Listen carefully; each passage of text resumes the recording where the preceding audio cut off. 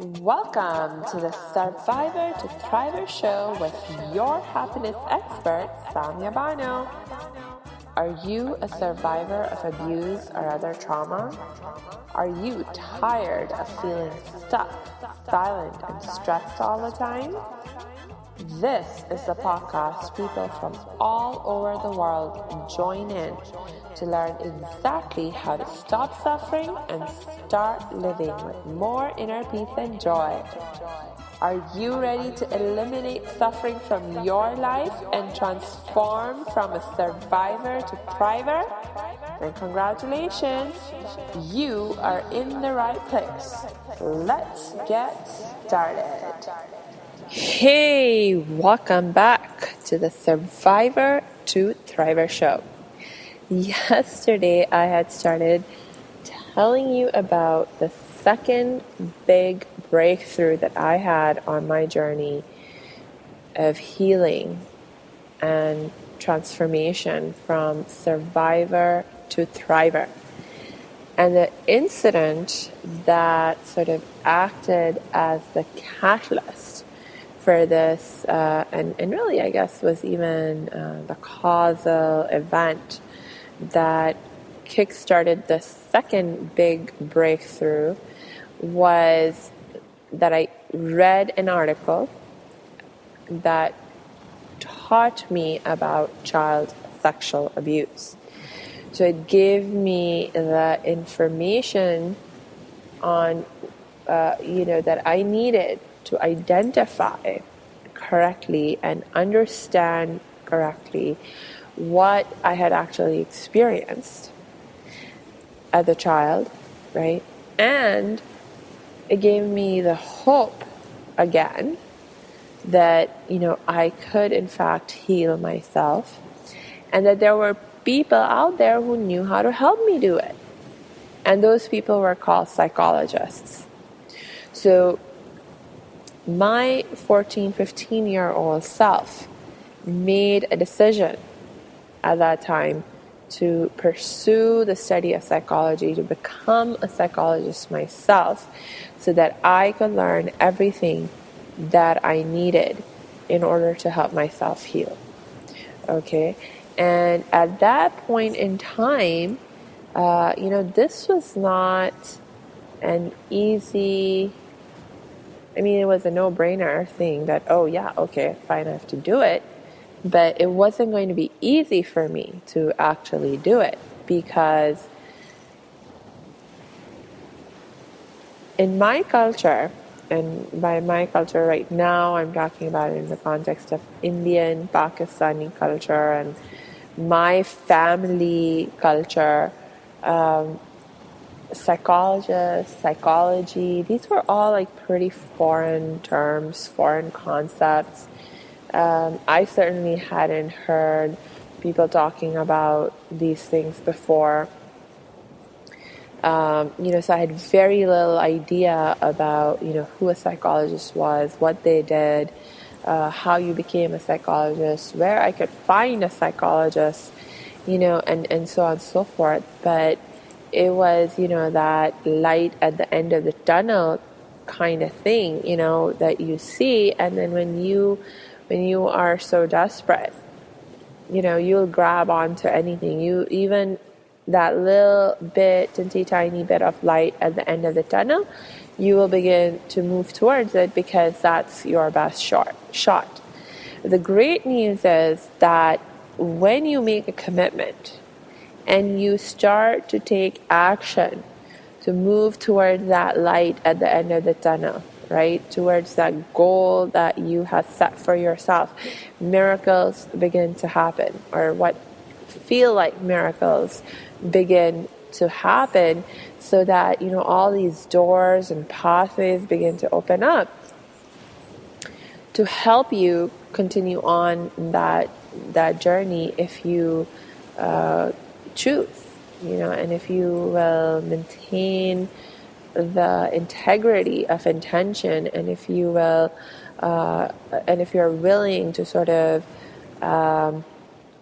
overcome any hurdles that come in your way, right? So, look, here's a reality check. Given the situation that I was in at that time, I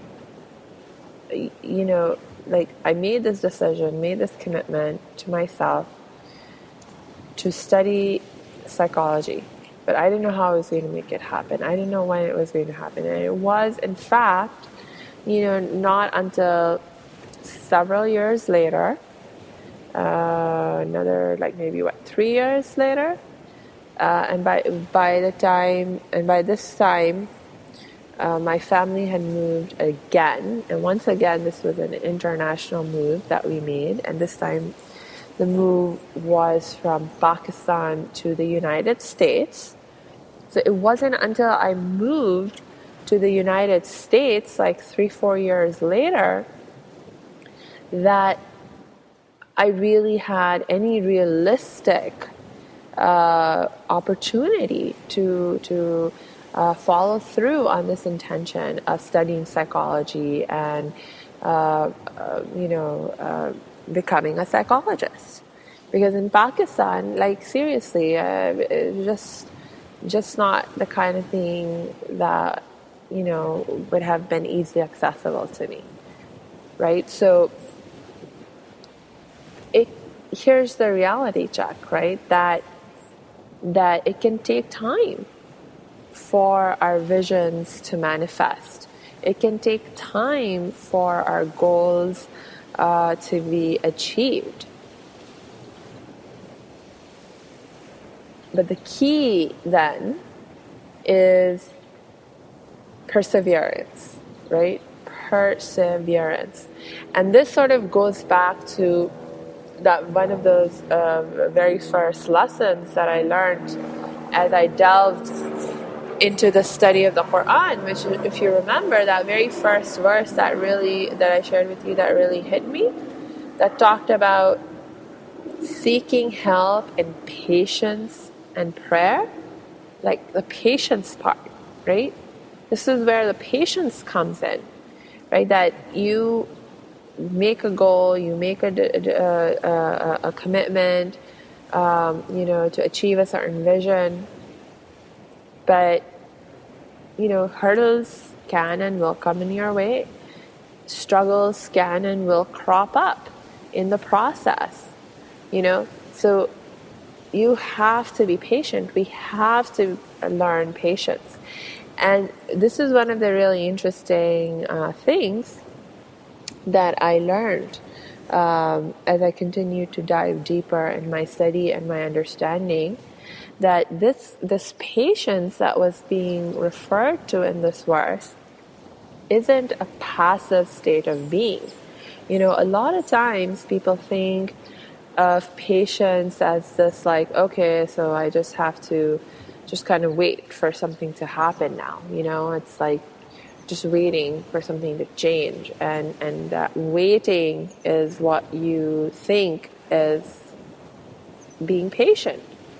And you know what, sometimes that is what is required in practicing patience, is that you wait to allow things to happen, to allow things to change. But that is not the only thing. That's not the only aspect or component of practicing patience, because on the other side of practicing patience is this perseverance. So patience in this context that we were being taught in the Quran, seek help and patience and prayer. Here, patience was like a two-sided coin.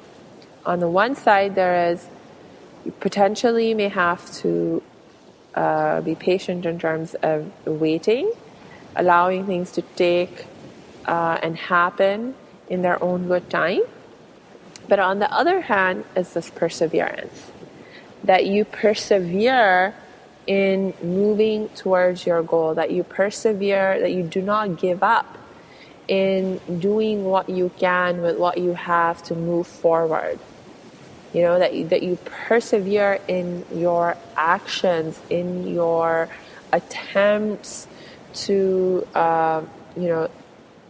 overcome your challenge and find a solution and implement the solution that comes forth into your life, right? So we have to both.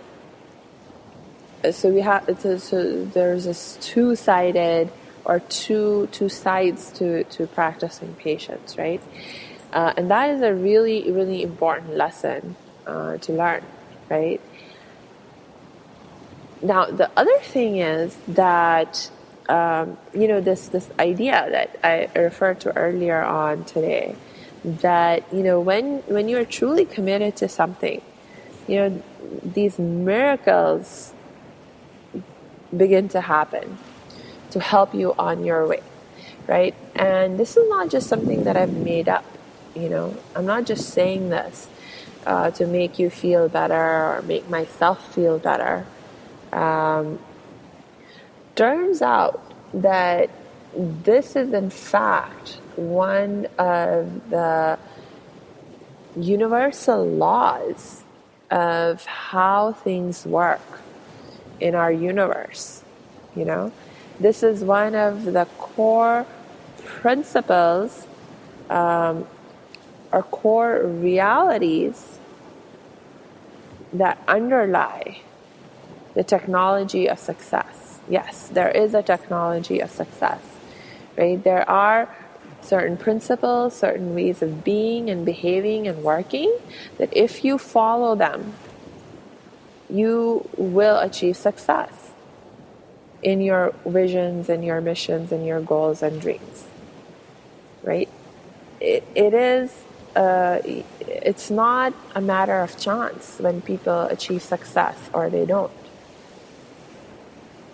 Successful people behave in very specific kind of ways, and they are in their being, in terms of their thinking, in terms of the kind of feelings that they foster and grow into.